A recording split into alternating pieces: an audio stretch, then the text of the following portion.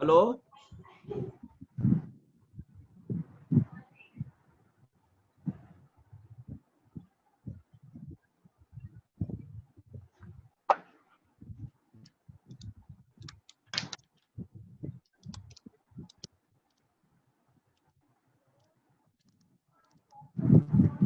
the uncertainty in the position of an electron and proton. The uncertainty in the position of an electron and proton is equal. Okay, comma. Okay. The ratio of the uncertainty, okay, in the velocity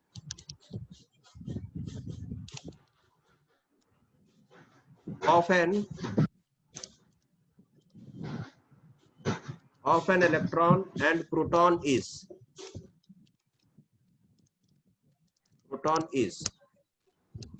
option 1 10:3 1, option 2 1:1836, option 3 3672:1, and option 4 1836:1. Please calculate.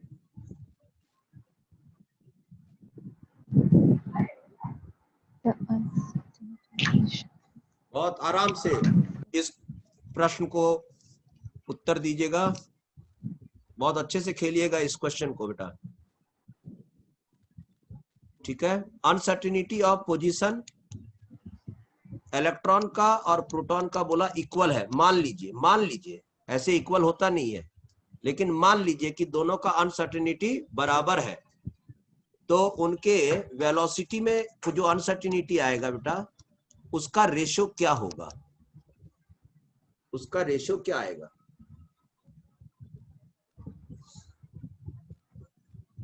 ठीक है, उनकी velocity में क्या फर्क पड़ेगा, उनके uncertainty velocity दोनों के ही वेलोसिटी में गड़बड़ी आएगी, वो गड़बड़ी का रेशियो क्या होगा। इलेक्ट्रॉन ऊपर रखिए और प्रोटॉन को नीचे रखिए, मतलब ये जो हाइजेनबर्ग अनसर्टिनिटी फार्मूला है बेटा, ठीक है, इसको हमको दो बार लिखना पड़ेगा, एक बार इलेक्ट्रॉन के लिए, एक बार प्रोटॉन के लिए, राइट। ओके बेटा, हिंट दूं, Yes. हिंट दूं बेटा, Yes. हेलो, ये देखिए हिंट है बेटा, यहाँ पर हिंट, प्रोटॉन का वजन अगर 1 है तो इलेक्ट्रॉन का वजन 1/1836 है बेटा।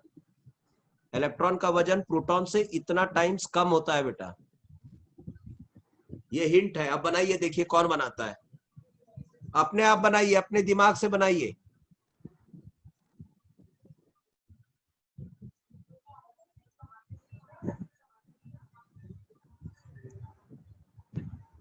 मैं सॉल्व कर दूं,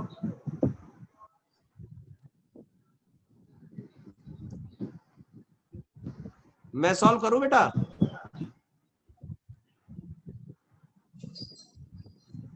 हेलो ट्राई करते हैं। Kanishka,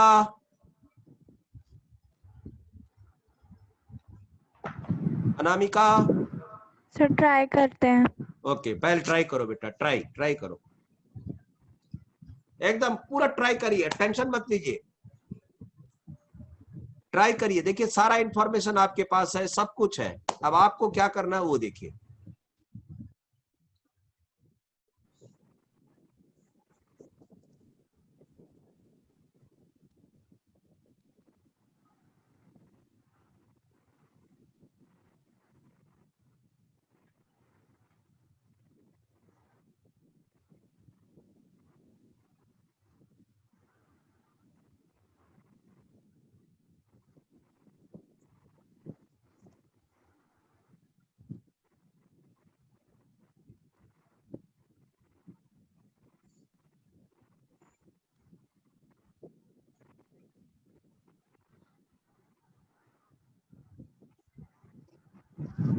sir fourth one. Fourth one आ रहा है? Yes sir. ओके, किसने दिया आंसर? इसने? कनिष्का। ओके, कनिष्का, अनामिका, रीतम, सुष्मिता। कनिष्का ने दिया, कनिष्का ने फोर्थ ऑप्शन दिया है। Anamika? Yes, sir. Fourth option. Ritam? Fourth option. The fourth Smita, option, I guess. you guess. Fourth option. I mean, I'm not Yes. sure that it's right or not. Okay, it is guess. Guess is not worthy beta, it is not worked in, especially in medicine और doctor ये सब बनते समय gas नहीं चलेगा कि चलो ये दवाई देखते हैं ये होगा क्या मरेगा या जिएगा। No, sir, it's fourth, sir. It's fourth, sir. Means I've done. Okay, let us see. देखिए I've इसको done करना, it, देखिए but I'm not ओके बेटा, sure okay that okay I've done it right or not. Okay, करना क्या था देखना है। पहले इलेक्ट्रॉन दिया है, फिर प्रोटॉन दिया है, और इलेक्ट्रॉन और प्रोटॉन का ही पूछा है। तो देखिए हम Yes, sir. एक फॉर्मूला पुट करेंगे, मतलब आधा भाग इलेक्ट्रॉन के लिए रहेगा, आधा भाग प्रोटॉन के लिए। डेल एक्स इंटू, ठीक है, del V H by 4πm। Sir हम लोग मतलब ये फॉर्मूला ऐसे यूज कर सकते हैं, मतलब डेल आप वी। देखते जाइए, आप देखते जाइए, देखते जाइए। फिर हम यूज करेंगे del x del v equal to H by 4π। Formula तो यही है, यही लगेगा। ये सर, ये सर, ये सर, आई नो। अच्छा, अब बोल रहा है कि दोनों का जो पोजीशन में जो अनसर्टिनिटी था, देखो क्या बोल रहा है, पोजीशन का अनसर्टिनिटी इक्वल बोला है बेटा। Okay, yes sir. इक्वल जब बोल रहा है इसका मतलब हम किसको काट सकते हैं, इसको और इसको काट सकते हैं, right? Del X. Yes sir. Yes. Okay, इसको और इसको नहीं काट सकते, यही पूछा है। ये इलेक्ट्रॉन का है और ये प्रोटॉन का है। ये और ये फिर काट सकते हैं, ये और ये फिर काट सकते हैं, ये और ये फिर काट सकते हैं, लेकिन मास, एक इलेक्ट्रॉन का मास कितना है बेटा?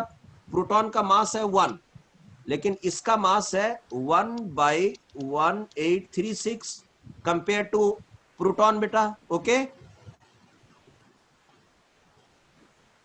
हेलो बेटा, यस सर। एवरीबॉडी इज, या सब लोग है इस बात से एग्री कर रहे हैं आप लोग? कर रहे सर। हाँ, तो 1/836 है, इसका मतलब है हम इस चीज को ऐसा लिख सकते हैं ना बेटा, ये ऊपर चला जाएगा 1836। Yes, everybody is okay? Yes. ठीक है, तो अब Yes, देखिए, sir. हाँ, तो इसका मतलब ये हुआ बेटा, ये तो कुछ भी नहीं है, तो ये 1/1 है और नीचे कुछ नहीं है, मतलब 1 है। अब देखिए हम लोग इसको हटाते हैं, ये हटा देते हैं, सोचो ये खत्म है, जब 1 है तो हट गया, ये हट गया बेटा, ये सब हट गया, ये हट गया, ये हट गया, ये सब हट गया, ये हट गया, बस बचा क्या? यही बचा है बस। तो यही चीज तो हम लोग निकाल रहे थे बेटा। तो अब देखिए, अगर हम लोग इसको अब थोड़ा सटा देते हैं आपस में, इसको यहां ले आते हैं, डेल वी पी, और इसका वैल्यू है तो आपको तो मालूम है ये 1/1, कोई मतलब नहीं है 1/1। तो अब देखिए, ये uncertainty in velocity of electron and ये uncertainty in velocity of proton, तो इसका वैल्यू कितना आ गया बेटा? 1/1 तो कुछ नहीं है, तो 1836 ऊपर है और नीचे है। तो जब ऐसा हो तो उस रेशो को हम लिखेंगे 1836/1। उम्मीद करते समझ में आ गया होगा बेटा? Yes. Yes sir. Are you sure? सबको समझ में आ गया? ये तो आंसर ये आएगा, ये नहीं आएगा देखना, हाँ गड़बड़ा जाएगा। देखो ये तो दूर दूर तक नहीं आएगा। एक क्वेश्चन दूं, ऐसा ही अपने आप बनाओगे बेटा? Yes sir. Yes, ठीक sir. है, मेरा हेल्प लेने का कोशिश कम से कम करना बेटा। Next question,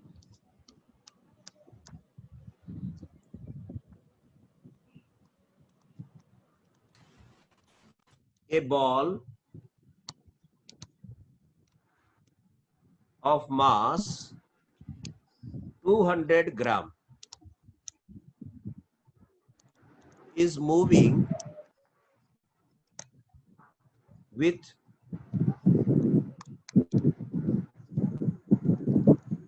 with velocity of 10 meter per second. If the error in, देखिए अनसर्टेनिटी के लिए एक और सुंदर सा वर्ड यूज किया है, एरर. ओके बेटा, error in measurement of velocity is 0.1%, comma, the uncertainty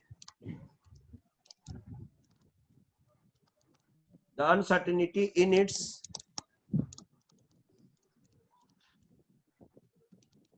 position is option 1, okay, 3.3 into 10 to the power minus 31 meter. Option 2, 3.3 into 10 to the power minus 27 meter. Option 3, 5.3 into 10 to the power minus 25 meter. And option 4, 2.64 into 10 to the power minus 32 meter. Come on, your time starts now. Sir slide थोड़ा सा hello? मतलब scroll up करेंगे.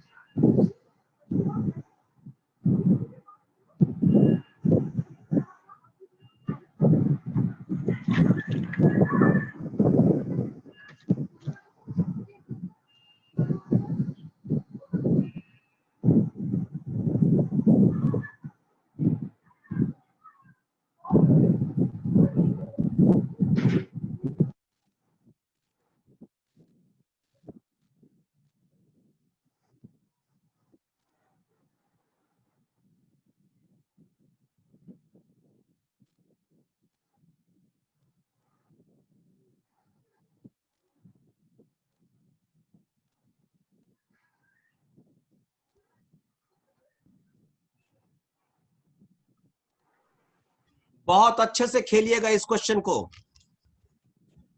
बहुत समझदारी के sir साथ. Done.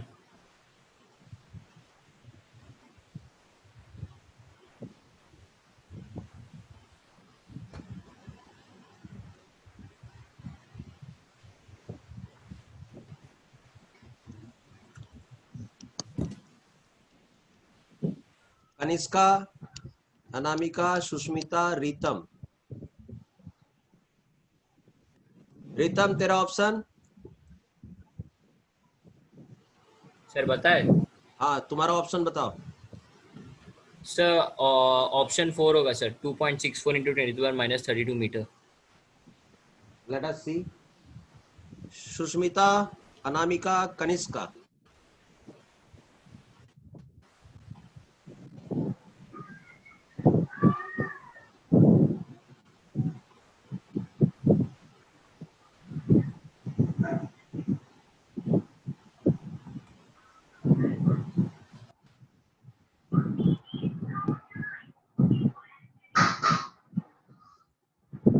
Sir, hmm option 4, 2.64 into 10 to the power minus 32 meter.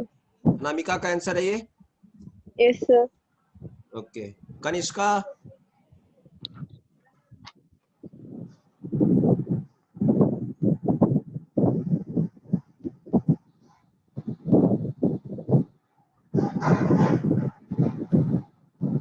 Kanishka, question समझ में आ गया?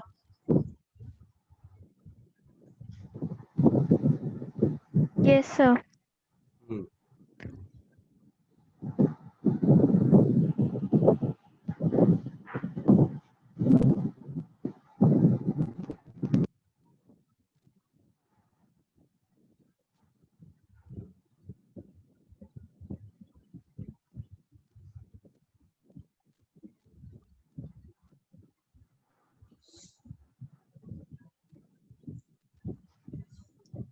याद रखिएगा, ये जो SI सिस्टम होता है ना बेटा, इंटरनेशनल सिस्टम ऑफ यूनिट्स, तो उसमें एनर्जी के लिए यूज किया जाता है जूल। ओके बेटा, आपके H में जो प्लैंक सिस्टम यूज कर रहे हैं आप, उसमें 6.626 इंटू 10⁻⁻34 जूल सेकेंड है। ये SI सिस्टम है। तो आपको हर चीज इक्वेशन में SI सिस्टम में लेना होगा। जैसे डिस्टेंस है, पोजीशन है, तो आपको मीटर में लेना होगा। वजन है तो केजी में लेना पड़ेगा। वो SI सिस्टम का ही पार्ट है। तो कहीं पर अगर आपको वजन ग्राम में मिला हुआ है, क्योंकि आप उस इक्वेशन में कोई एक ऐसा पार्ट है, देखो यहाँ पर लिखा हुआ, देखो कोई इक्वेशन में एक ऐसा पार्ट है जिसका आप यूनिट जूल लिए हुए, तो SI सिस्टम लिए हुए, SI सिस्टम, तो आपको ये वाला भी SI सिस्टम में लेना पड़ेगा। और एरर जो यहाँ पर है, एरर देखो इनडायरेक्टली दिया हुआ है कि एरर कितना है, तो इसको एरर को चेंज करना पड़ेगा।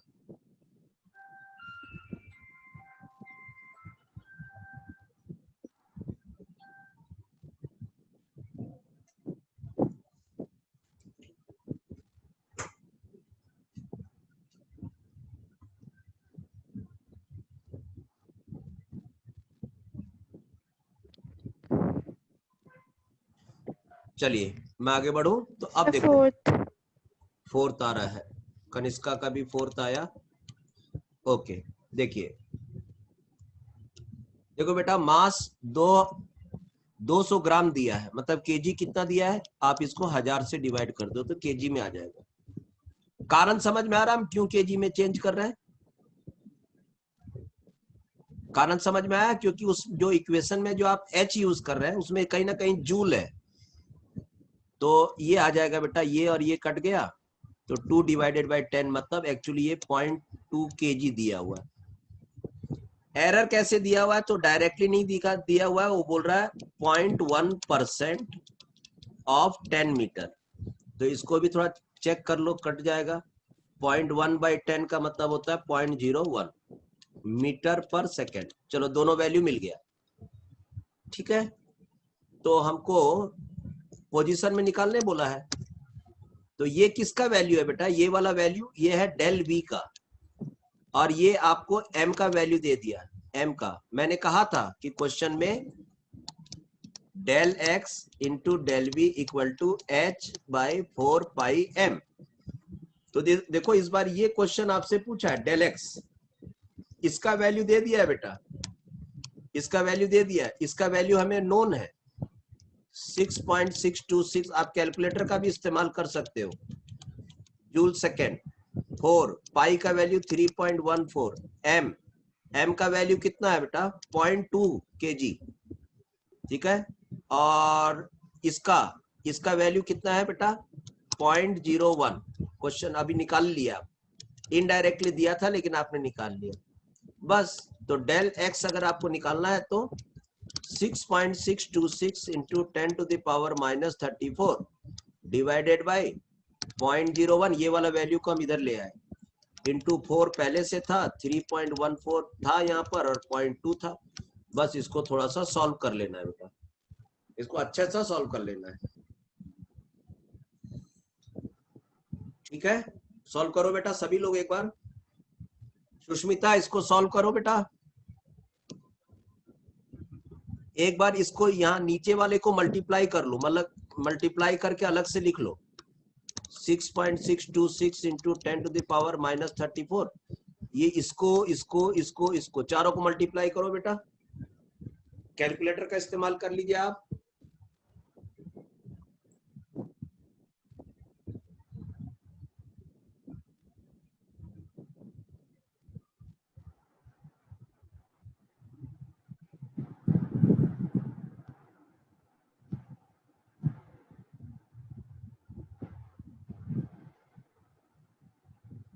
Sushmita, are you there?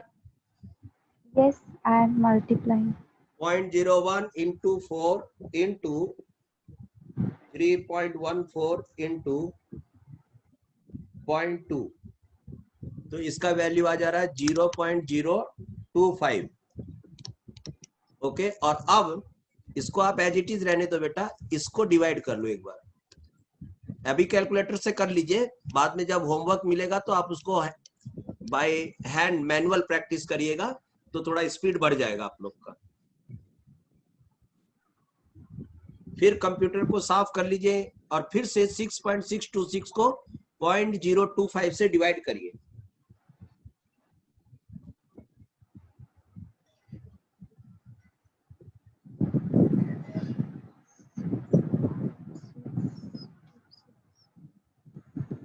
कितना आया बेटा? 265.04 आया, और ये 10⁻⁻34 था। और डेल एक्स मतलब वो डिस्टेंस है, मतलब पोजीशन है, मतलब मीटर। तो ये तो आप देखिए कहीं ऑप्शन ऐसा है तो आप बोलोगे ऐसा ऑप्शन तो नहीं है, लेकिन आप इस डेसिमल को मूव कर दो बेटा, इधर ले जाओ, इधर ले जाओ, तो आप 2 डेसिमल इसको छोटा कर दे रहे हो। Yes sir. ठीक है बेटा, हाँ, जब इधर 0 जो भी था भूल भी जाओ, इसको चल भी जाएगा। तो आपने जब 2 डेसिमल इसको छोटा किया है ना, तो आप इसको 2 डेसिमल बड़ा करो। 34 इसको आप 10⁻² से मल्टीप्लाई कर दो, बड़ा करना इधर में। तो जैसे आप करोगे तो ये 10⁻32 हो जाएगा, और ये आपका करेक्ट ऑप्शन आ जाएगा। होप ये आपको समझ में आ गया बेटा? Yes sir. ओके, तो इस तरह से आपको हाइजेनबर्ग अनसर्टेनिटी पे प्रॉब्लम्स बनाने हैं। होमवर्क में लिख लीजिएगा कि आपको इस तरह के प्रॉब्लम बनाने हैं। नेक्स्ट हम लोग आगे बढ़ रहे हैं अब, ठीक है बेटा, और वो है, ठीक है, एक इक्वेशन याद करो बेटा, क्योंकि अब, ठीक है, demerits of Bohr's atomic model start हो गया बेटा। Demerits of bore atomic model, क्या हो गया डीमेरिट्स आपको मालूम है? Kanishka, demerit bore atomic model का डीमेरिट समझ में आया? देखो डीमेरिट क्या है। बोर ने कहा ऐसे करके कि ये रहा आपका ऑर्बिट फर्स्ट, और उसके फार्मूला भी दे दिया कि R1 = 0.529 into n²/z angstrom. Right बेटा? हेलो बेटा? Yes sir. Yes. हाँ, इसका मतलब उसने एकदम एक्यूरेट वैल्यू बता दिया, एक्यूरेट। हाँ। और वेलोसिटी का भी बता दिया उसने कि वेलोसिटी कितना होना चाहिए, तो 2.18 इंटू 10⁻, कितना बेटा, 8 सेंटीमीटर पर सेकेंड इंटू कितना बेटा, z/n। Right? Ritam, yes sir. Velocity का फार्मूला बताओ बेटा। अनामिका, फार्मूला बताओ वेलोसिटी का, जो बोर साहब ने दिया था। बोर साहब ने कौन सा फार्मूला दिया था वेलोसिटी निकालने का?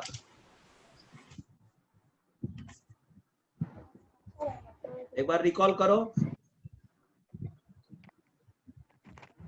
बोर साहब ने एक वेलोसिटी निकालने का ही फार्मूला ही दे दिया था। ठीक है बेटा, याद रखोगे, ये फार्मूला दिया था। तो ऐसा नहीं लग रहा है कि ये भी एक्यूरेट निकाल दिया,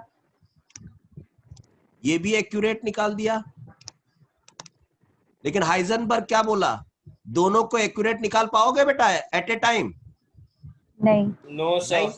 तो यहाँ गड़बड़ है ना बोर एटॉमिक मॉडल में।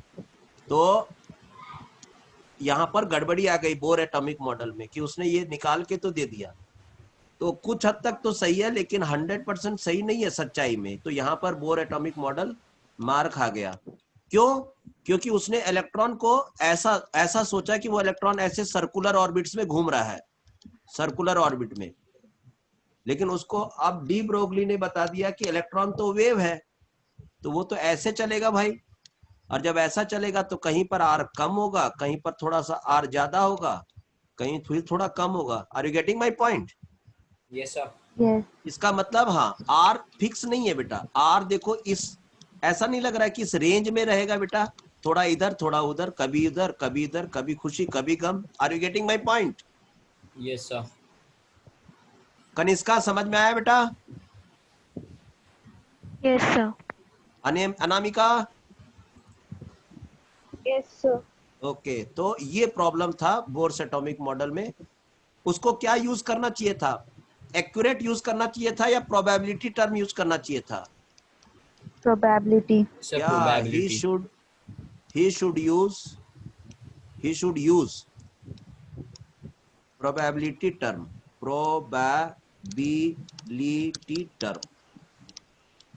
instead of accuracy. Accurate. Yeah, this was the main problem. It means why it happened? He did not consider which character? The wave Wave nature of of electron. Electron. Wave nature electron किसने दिखाया था? मतलब उसने जाने अनजाने में de Broglie को follow नहीं किया। ओके बेटा, और किसको फॉलो नहीं किया? he did not follow Heisenberg uncertainty principle. और क्या प्रॉब्लम था? एक बड़ा प्रॉब्लम था, it was only for single electron particles. Single electron particle मतलब hydrogen like particle, hydrogen like particle, right बेटा? Are you getting my Right, point? sir. Yes, Yes, sir. sir. Okay, तो अब बताओ बेटा एटॉमिक स्ट्रक्चर अब और पढ़ने के लिए। देखो बचपन में पढ़ा दिया गया था कि इलेक्ट्रॉनिक, बचपन में तो ऐसे समझा दिया गया थे फर्स्ट ऑर्बिट है, यहाँ 2 इलेक्ट्रॉन है, फिर बता दिया कि यहाँ पर 8 इलेक्ट्रॉन है। समझ गए? अब याद कर रहे हो उस सीन को और अभी के सीन में कितना अंतर है बेटा? Yes, sir. ठीक है, कभी उस समय कोई आपको कैलकुलेट करके दिखाया था कि R1 कितना दूरी पे है और R2 कितना दूरी पे और किस वेलोसिटी से घूम रहा है? नहीं. No, sir. हाँ, और किसी ने निकाल के भी दे दिया तो उसमें भी बड़ा प्रॉब्लम है कि ये एक्यूरेट नहीं है, वहां प्रोबेबिलिटी टर्म यूज करना है। ओके बेटा, क्योंकि इलेक्ट्रॉन वेव है, राइट बेटा? Right, sir. तो अब हम लोग को बोर मतलब एटम को जानकारी के लिए खाली बोर एटॉमिक मॉडल से काम नहीं चलेगा। अब हमको एक ऐसा मॉडल चाहिए जिसमें इलेक्ट्रॉन को क्या माना जाए बेटा?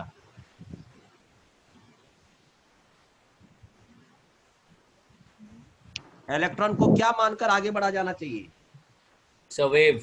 वेव मान के जाना चाहिए, ठीक है? इसलिए चलो एक वेव का फॉर्मूला जानते हो बेटा? Electron, okay, wave character of electron, wave character या नेचर, कैरेक्टर का स्पेलिंग नहीं समझ में आया तो नेचर ही लिख दो। Wave nature of electron, E minus लिख दो, नहीं तो पूरा इलेक्ट्रॉन लिख दो, जो अच्छा लगे। Wave nature of electron must be considered, okay, क्योंकि वो घूमते रहता है, ये तो पक्का मालूम है कि वो घूमते रहता है, नहीं तो न्यूक्लियस पकड़ के उसको टान लेगा। समझ रहे हो बात को? साइकिल चलते रहेगी तभी वो खड़े रहेगी, अगर रुकेगी तो या तो दहने गिर जाएगी या बाएं गिर जाएगी। समझ में आई बेटा बात? Yes, sir. Yes. हाँ, इसलिए चलना बहुत जरूरी है। रुक जाएगा तो वैसे ही कोलैप्स कर जाएगा, तो इस चीज को ध्यान पे रखिएगा। तो इलेक्ट्रॉन का वेव कैरेक्टर को अब ध्यान में रखना चाहिए। तो आपको मालूम है वेव, ये देखो बेटा, वेव ऐसा होता है बेटा,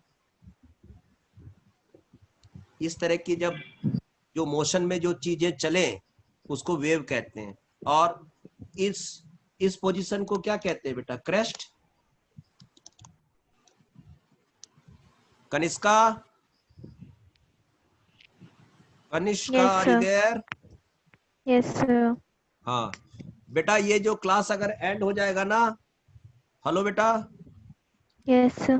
हाँ, ये क्लास खत्म हो जाएगा तो उसके बाद फिर से रीजॉइन कनिष्का करना और सुष्मिता करना बेटा, ओके। Okay sir. अनामिका और रीतम का सिलेबस ऑलरेडी कवर किया हुआ है, इसलिए दोबारा उसको नहीं पढ़ना बेटा, okay. Okay sir. Yes, sir. हाँ राइट। किसको किसको समझ में आया हम क्या बोले अभी? जैसे ही अब ये क्लास खत्म हो जाएगा, किसको रिज्वाइन करना है? सुष्मिता। और कनिष्का। कनिष्का समझ में आ गया बात? कनिष्का। Kanishka yes sir. तो जल्दी जल्दी रिप्लाई किया करो बेटा।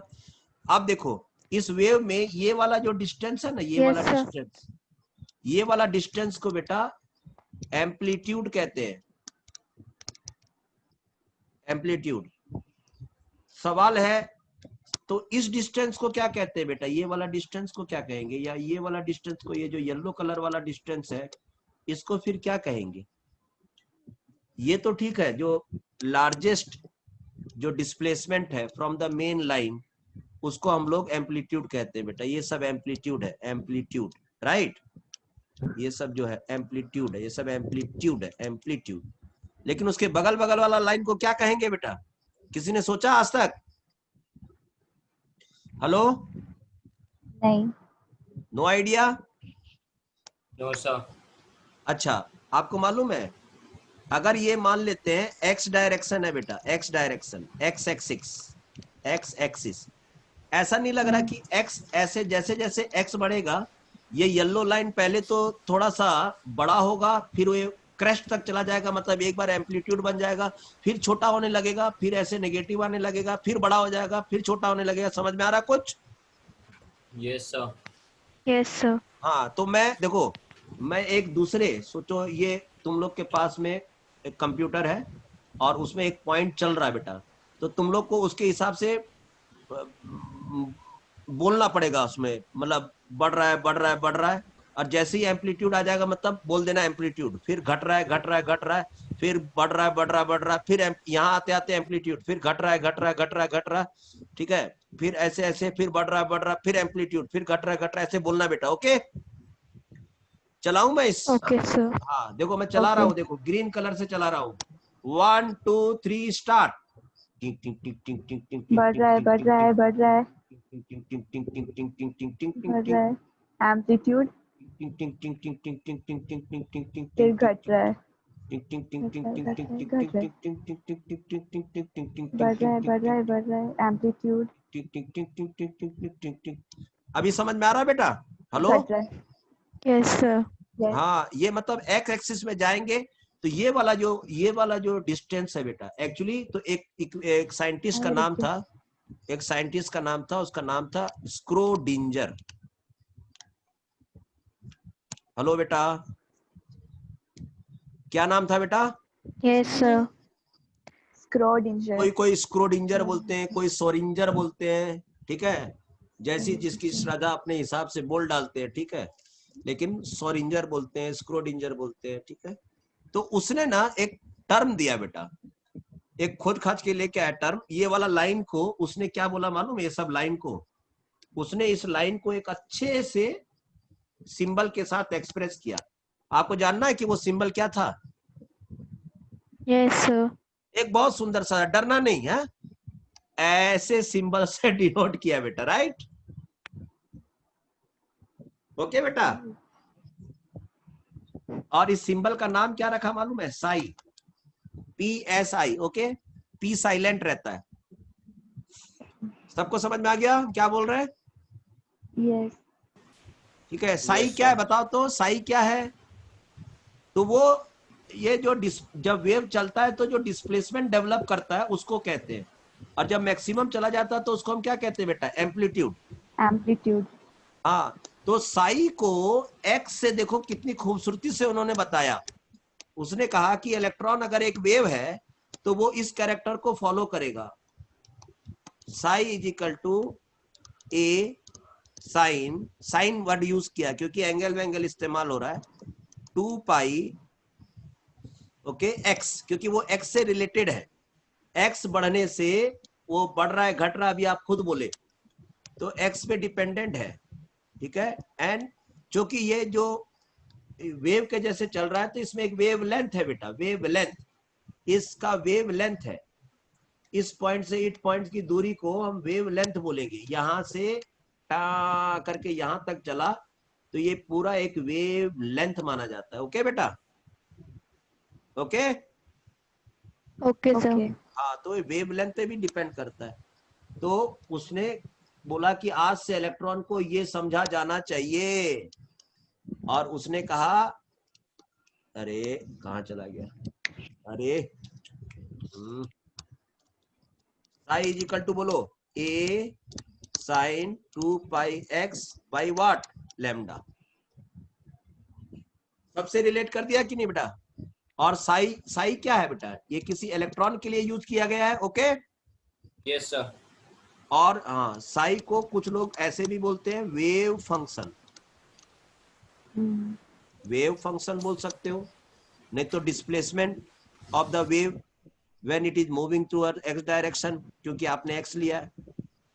ठीक है, ऐसा नहीं लग रहा है कि आप वाई भी ले सकते थे यहाँ पर, अगर वो वाई तरफ चल रहा है।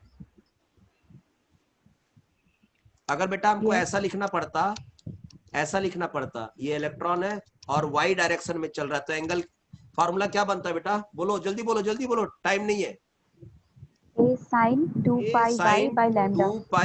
2 pi y by Y lambda, by right? lambda. Y by lambda. Yes. Sine electron Z direction में जा रहा, जल्दी बोलो, ए sine 2 Sin pi 2 pi z by lambda.